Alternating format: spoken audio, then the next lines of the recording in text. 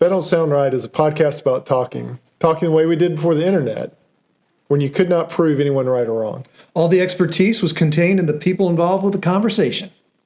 I'm Peter. I'm Cecil, and I hope you enjoy our conversations. And as you listen, if you find yourself silently saying, that don't sound right, send us a comment. You're one of us. Yes. Now, you might want to, I think you said you wanted to put out a little warning. Yeah, I think we probably need to have a trigger warning for this. The trigger warning is there will be strong barbecue opinions that will be presented in this podcast.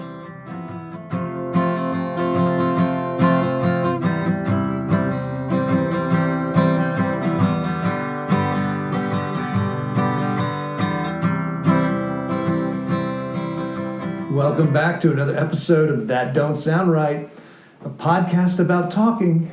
We're your co-hosts. I'm Peter Bielman. And I'm Cecil Davis. And it's mainly what we're trying to do here is it's not hard. We're just trying not to kill the conversation by just fact checking each other into oblivion. We want to keep the conversation going, keep talking about a particular subject.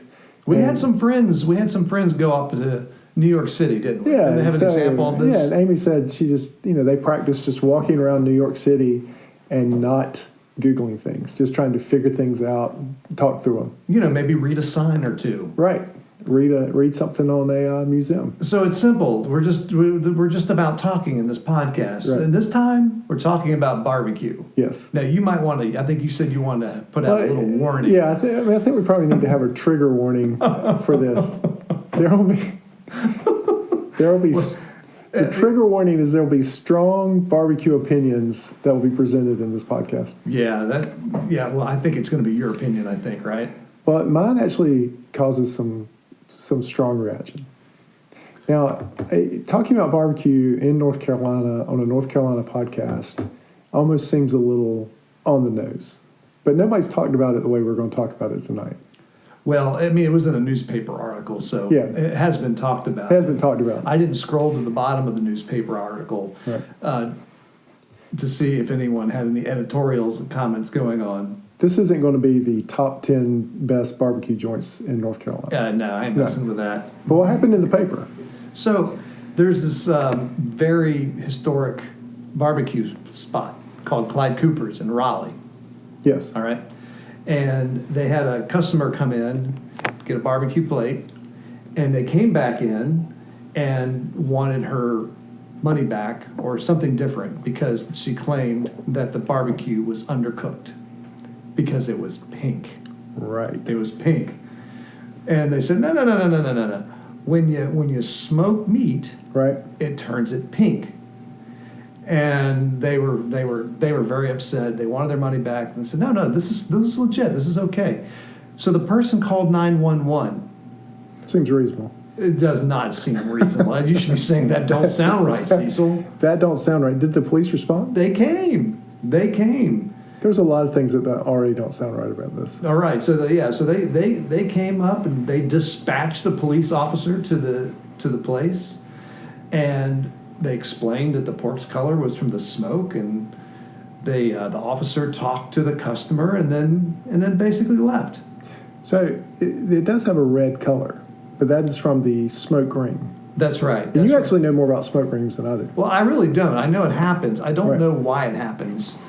So it's again, here we go back to chemistry. Yeah. Don't let me down. But this is either a physical this is right. basic science, right? Yeah. It's either a physical reaction yep. or a chemical reaction. The chemical reaction could be the hydrocarbons in the smoke interacting with the proteins in the meat. Yes. All right, and then some kind of chemical reaction causes a red tint. I don't know. The other thing that could be happening is that the smoke particles that are infusing themselves into the meat because the meat's breathing in and out as it heats up and changes temperature, mixes with the meat, and it leaves behind a pink color. I don't know. Either one. Yeah. Do you know why it's pink? I don't know why it's pink. Either one of those would make sense. But I've heard people argue about this. And a traditional barbecue argument will be about how important that smoke ring is. Exactly. Right. Is it important? Right. Does it impart taste? Does it not impart taste? How big should it be? Who's better at doing it? All right, yeah. It's kind of you're judged on your smoke ring, but Yeah. this person should know that any good restaurant temps their meat. Yeah. Right. Right. It's not pink because it's raw. Right. It's pink because that's the color of it. You should also not call 911 because your meal's not correct. Yeah, that's right. That don't sound right. That don't sound right. So at the end of the day, they wanted a refund or something else for dinner, and they said the restaurant said no. This is legitimate food. Now that's probably where the restaurant went wrong. Right. They probably should have just given her money back and moved on with it, but they didn't. She calls 911 and gives them a 1-star review. I don't know if I want to Yelp or I'm sure that. So just if this makes you upset like it makes me upset, then I would encourage you to go to Raleigh and go to Clyde Cooper's Barbecue in Raleigh and go buy yourself a sandwich and leave a 5-star review. That's right. That's what you should do. This is the third podcast where you've been a little upset about something. Yeah, I'm still California wines. Still not buying California wines. Well, this is really an instance of just somebody not knowing where they were. Right. And there's actually. Oh, well, here's the thing. This person claims that they're born and raised in North Carolina and they've never had pink meat in their barbecue. That's even worse. And I don't know what what are they looking at? That's even worse. That's somebody who thinks they're an expert. Yeah. Oh, that's right. Yeah. One of the worst. Yeah. I've been guilty of that. Have you ever been guilty? Oh, all the time. To the point I've made friends almost want to hit me. Which is this what this barbecue episode is also going to take on? I think this is so. But before we do that, that's odd that it was a North Carolina person. Yeah, it is disappointing. So I was in Wilbur's Barbecue one time. I've been to Wilbur's. It's actually Wilbur's is one of my favorites. Yes. In Outside of Goldsboro, North Carolina, on my way to the coast. So you've seen it. I've gone there many times. Hole in the wall, dive. And they're one of the few places that can still cook over wood. Why's that? Because they're grandfathered in. Oh, really? Yeah, they're grandfathered in. Like new restaurants can't do that. Why? That don't sound right to me. Are you serious? Yeah, the new restaurants can't cook do it over wood? an open flame like they do. They're in a big open pit. I think you have to have a special, oven that you put the food in. But this and is wood, because you can do it over wood. It just can't be in the open pit. Right. Okay. So you're familiar with Wilbur's? Yeah. So for anybody that's not, it's an old North Carolina barbecue restaurant. It's an establishment. It's an institution. Right. And so I was in there one time, and I was sitting at the bar, and it had a short little bar right when you first walked in. If you were just by yourself, you could sit there. Right. So I walked in, I ordered a chopped plate and sweet tea. And a guy comes in and sits down next to me, and he asked the waitress for a menu. And so she looks around, and finally she looks on their counter and finds a menu and kind of wipes it off on her apron and hands it to him. And then he says, "Do you have anything here like salads?" And at this point, I'm completely engaged in what he's saying because I'm like, you don't know where you're at. Are you staring? You're not staring. Oh, I'm staring at it. Oh, yeah. And I'm to the point where I want to just say, don't stare at I really wanted to say, do you know where you are? But he ended up ordering like something off the menu that I think they had to make. Like it was like a. Well, I tell you, when we would go there with my friends from work, we'd go to the coast, fishing, and we'd stop there. I would always get the barbecue, but most of the time they would order something off the menu. They'd get like a Carolina burger, with slaw. And that's what this guy did. He ordered something that was completely un-barbecue related. Right. Yeah, and I just want to go. Why'd you even stop here? There's 100 other places. Because I've seen this Carolina burger. Yeah, so it didn't look as good as my barbecue. Oh yeah. Carolina burgers just burger slaw and chili. So here's my thing that leads into this because it's about the smoke ring. Oh, all right, yeah. Right. So there's two disclaimers to this. Okay. First of all, any barbecue that's made by my relatives is absolutely the best barbecue in the world, undisputed, and I will never question that. All right. Okay. Well, you'd be disowned. I don't. You don't again, have any facts to back this up. Well, it really is the best barbecue. You're doing this out of sheer loyalty and fear. For the sake of that barbecue. All right. For all our listeners, any Davis-made barbecue is the best barbecue in the world. Okay. Unquestionably. So all right. This conversation does not involve that barbecue. Okay. The other is this the original disclaimer that this could trigger people, this whole conversation. All now, right. my brother thinks I'm doing this just to be argumentative. So we're going to get some fan mail on this one. Yeah, All which right. would not be unheard of for me. He thinks I'm just taking the contrary position. Well, you do that sometimes. I do. Okay. Yeah, sometimes I do it just for the pure sport of it. But this is not sport. This is not. I really think this. This is a conviction. Yeah. Okay. Now you got to listen carefully because people that don't start arguing before they understand what I'm saying. Okay, so this is where we're going to stay curious. Yes. All right. Stay curious. I'm Are you ready? I'm going to sit back and sip on my 9-year Knob Creek. So, like at Wilbur's, they cook their barbecue over wood, smoke it. Right? It has the ring, the smoke ring. Right? My contention is. Okay, hold on. Okay. I don't think I've ever seen the smoke ring. They chop it up so fine. Right. I don't know if there's a smoke ring or not. That's fair. I can only assume that. But it's cooked over wood. Yeah. Okay. It's cooked over wood. Yeah. And you can. So here's my contention. For North Carolina Eastern barbecue, okay, not Lexington style, not Tennessee, not any other kind, but anything east of Raleigh, that is North Carolina barbecue, pork barbecue, that is vinegar based. I don't think what you cook it over matters to the taste. I think you can produce just as good barbecue in an oven with a regulated temperature as you can cooking it over wood. And this is where my brother really, we've had, like, he won't talk to me about this anymore. Okay. Well. And so I think it is not about, I feel like you're forming an opinion. I'm crossing my arms. Because you grill and smoke.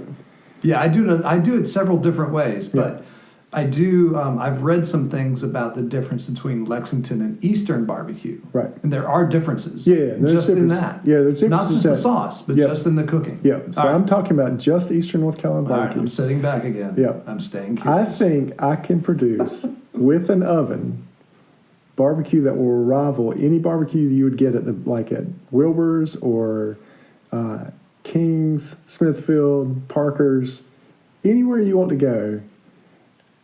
Fulton's.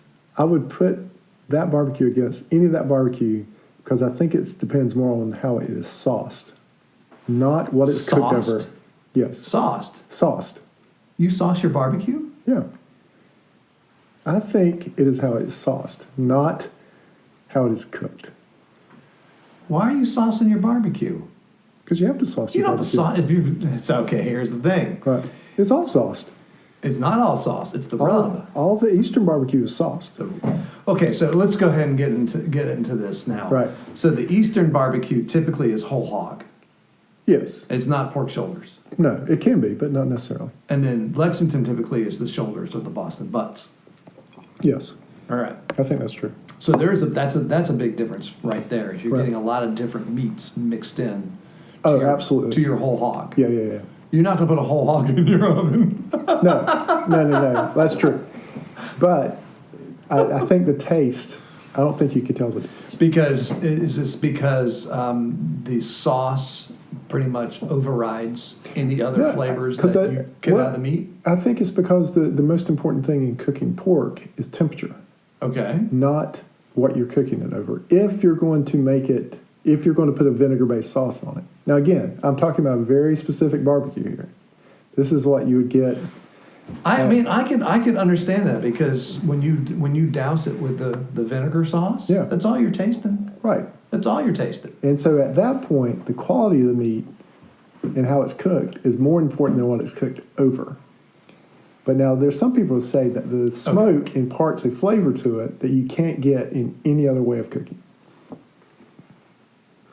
Yeah, I'd have to agree with them. Yeah. I'd have to agree that there is something about the smoke that has a different flavor. But you can still, here's the thing, you can still mask that flavor because it's very faint.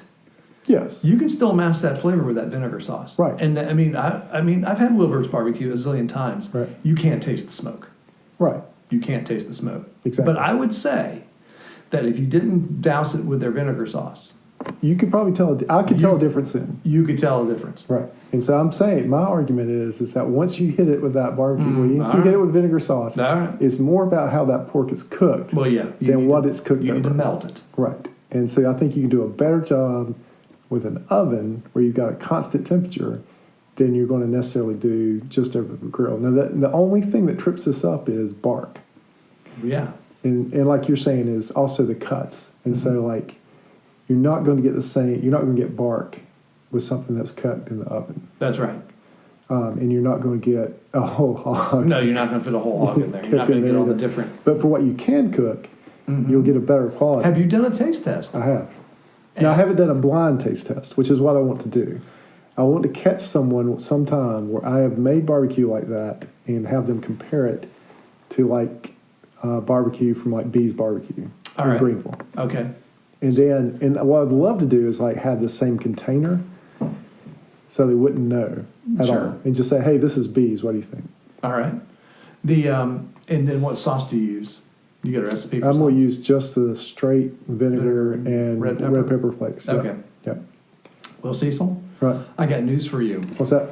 This week, or actually next week, Yes. or this following week, right before Thanksgiving, I am cooking 2 pork shoulders. Are you? Now, I was going to put them on my pellet grill Uh-huh. for smoking them, slow cooking them over the pellet grill. I will, for you, I will cook one in the pellet grill. I'll cook the other one in the oven. This is the test. This is the test. Are you going to just do it with vinegar and red pepper flakes, or are you going to not put anything No, on? here's the test. Here Okay. is the real test. I'm going to have you taste 4 different flavors. 4 different. 4 different. 4. Smoked without sauce. Oven baked without sauce. Smoked with sauce. Oven baked without sauce. That's going to be your test. Okay, my contention is that the oven baked with sauce and the smoked with sauce will be indistinguishable. Okay. I can understand that. Yeah. I can understand that. Because the Right. smoke is always very subtle, Yes, right? I think so. But I generally don't put sauce on my meat. I let The meat speak for itself. this meat speak for itself. I let the consumer sauce it as required. And I make a Lexington Yeah. type sauce. Right. I don't do an Eastern sauce. I will make an Eastern sauce for you Nice. because this is what you're most familiar with. Well, I can make the Eastern sauce here, Okay. and then we can just All right. test Then I'll the give meat. you 4 portions. 4 You portions sauce of it meat. yourself. Right. Okay. Yeah, This is very good. that's the test. All right. Yeah, I think half our listeners have just tuned out. right. So you better bring them in with some words. Or they're lighting up the grills to prove me completely wrong. So before we lose anyone, what are your words of wisdom? Oh, so since we're talking about hogs, then Yeah. even a blonde hog gets an acorn every now and then. Wait. A hog? Yeah, a blonde hog A blind hog. gets an acorn every now and then. Now, I've heard that, but it's a squirrel. A blonde squirrel gets a nut. Everybody. Yeah, even No, a blind squirrel. an Oh, acorn. an acorn? Oh, Yeah. really? Even That's a blind- specific. Yeah, even a blind squirrel finds an acorn. Can Yeah. find an acorn every once in a while. So my understanding of that is that everybody gets lucky at least once. Okay. Right? You ever heard of the phrase, I'd rather be lucky than good? Yes. But like, so That's my golf game. when I'm being self-deprecating, usually if somebody says, "Oh, yeah, you did a good job," I'll say, "Oh, well, a blonde hog gets There you go. All gets an right. acorn every now and then." I should just say thank you, You should. Or at least call yourself a squirrel and not a hog. not a hog. Hey, Peter, were you in church on Sunday? I did. I heard a shout out. Did you? Yeah, the pastor gave us the shout out for that. Don't sound right. We'll have to put him at the end of our credits as our technical spiritual menu advisor. Right. So, yeah, if you're a Car Talk fan, they used to have the technical spiritual and menu advisor. Yeah, that's it. Yeah. So we can add him in. He can do that for us now. That's right. So, anyways, thanks for the shout out, Georgia. All right. Well, it's hard to believe, but you've come to the end of another That Don't Sound Right. Oh, that don't sound right. Don't. It went by fast. It did. I'll be interested. I think this will generate a lot of mail. It depends on what you call the episode. I have noticed that what you call episodes really does make a difference in the hits it gets. Yeah, it does. It depends what the search term is. Right. So, That Don't Sound Right is a production of TDSR Podcast in conjunction with Campbell City Studios. I am your sound engineer and co-host Cecil Davis. Your other co-host and web designer is Peter Billman. Your chief, said it again, your graphics designer is Emily Billman. Brand ambassador is Brent. And as always, listener number one is Scott. All right, until next Saturday night, keep talking. Stay curious.